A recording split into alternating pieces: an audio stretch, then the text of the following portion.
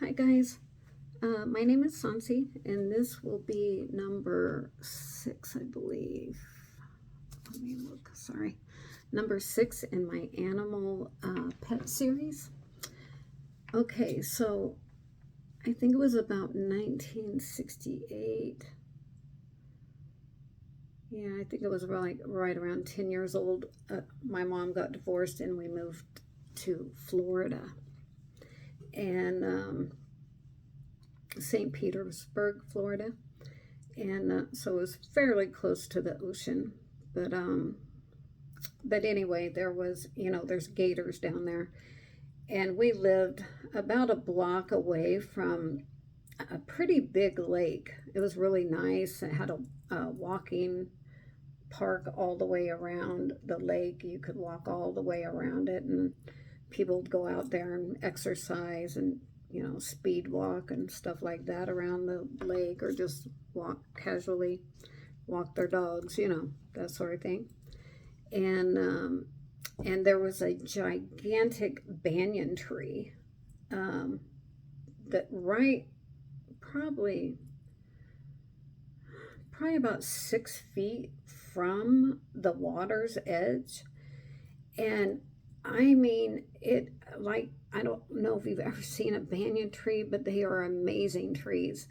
And there will be like a foothold, like a place you could climb it clear to the top. And oh my gosh, this tree was old, and it was probably the trunk part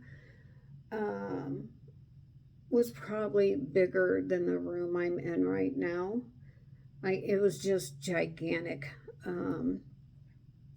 So bigger than your living room, maybe your living room and your kitchen together, or something about like that size. And anywhere you were around the trunk, you could climb up easily. So after school we would go down there, and all the kids in the neighborhood would go down there, and we would climb that tree clear to the tippy top, and then we would dive off or jump off into the lake. I can't believe all the parents let us do this. And it had seven or eight alligators. I think it was 8 alligators. Let me count them again. There was Dad.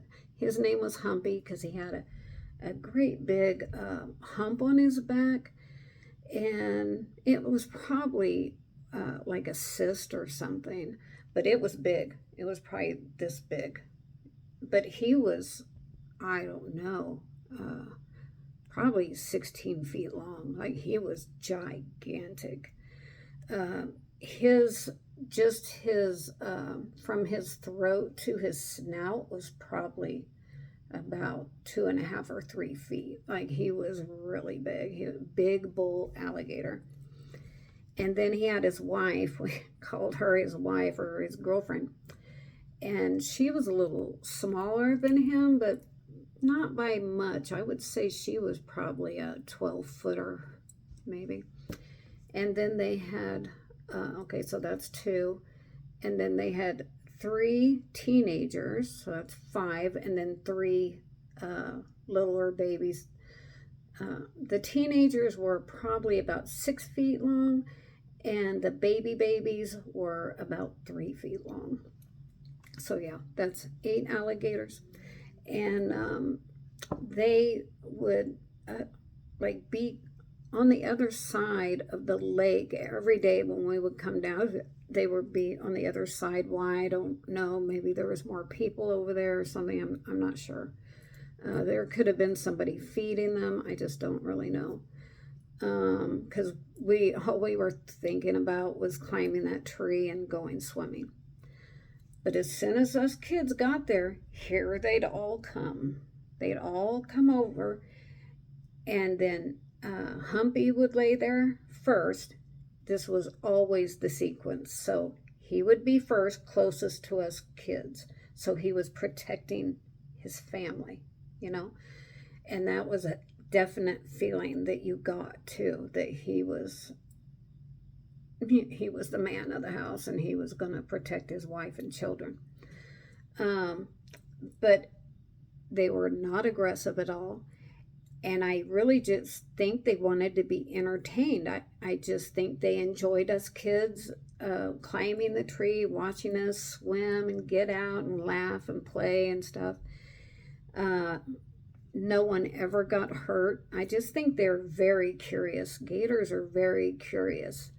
Um, and I think all the animals, they want to be entertained in some way. Like you'll see videos of cows playing with a ball or a donkey playing with a ball, and they'll be bouncing it around and kicking it, and so animals need some fun in their life as well. But anyway, so then it would be him, his wife, the three teenagers, and then the three babies would be the farthest from us, and they would be kind of in the marshy, grassy area. But our area was kind of almost like a beach because all the kids stamping down, it was just kind of like,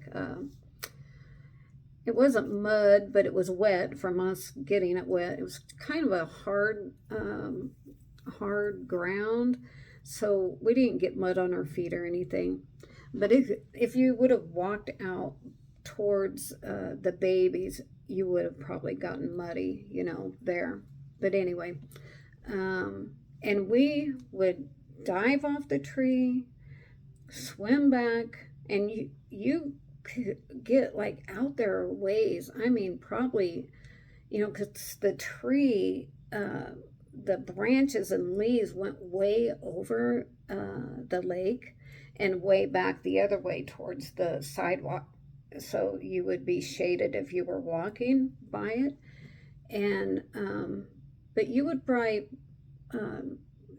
climb to the top, jump off, and be about a third of the way out in the lake.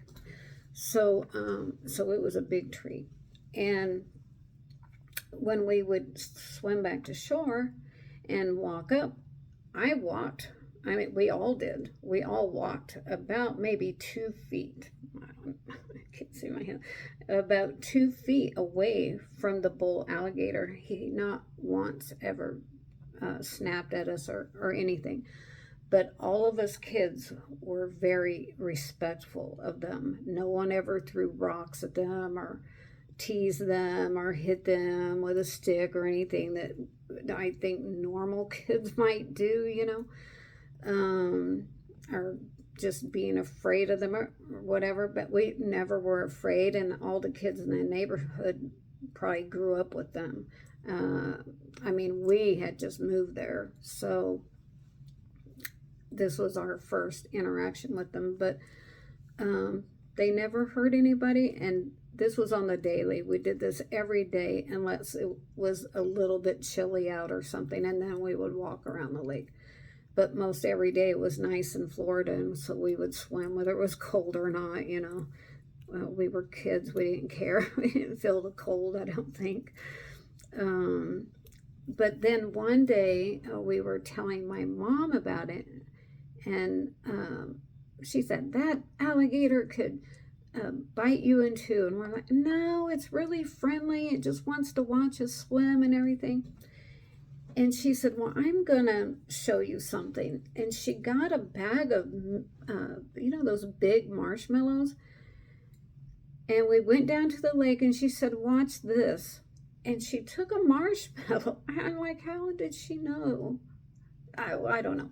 But anyway, she took a marshmallow out and threw it to the big bull alligator, and he just like that. I mean, just snapped it.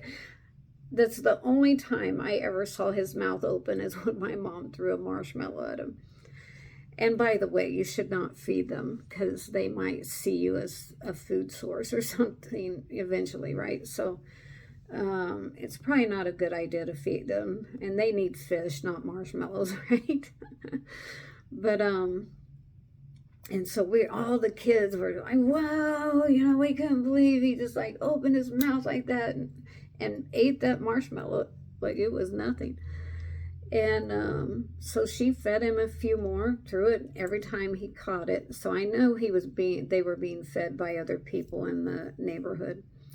Back then, people were notorious for getting a little baby alligator, and then they would take it home and they'd put it in their sink, and it'd stay there until it outgrew the sink, and then they'd put it in the bathtub. And as soon as it outgrew the bathtub, they would go throw it in the lake. This happens it probably still happens, I don't know. But I would think because they grow pretty fast. And, you just cannot have an alligator in your house, It wouldn't be good for them or you. It's just, they need a big environment, a natural environment where they can, be an alligator. But anyway, I just thought that was interesting. I loved it. We were there probably a year, maybe a little bit more. And so, yeah, we did this every day, and every day I miss those alligators every day. So I have a real love in my heart for gators, for sure. So anyway, if you have any stories about gators, I would love to hear them, or any of your stories about your pets, I would love to hear it. Okay, guys, I hope you have a good one, and I'll see you next time. All right, bye-bye.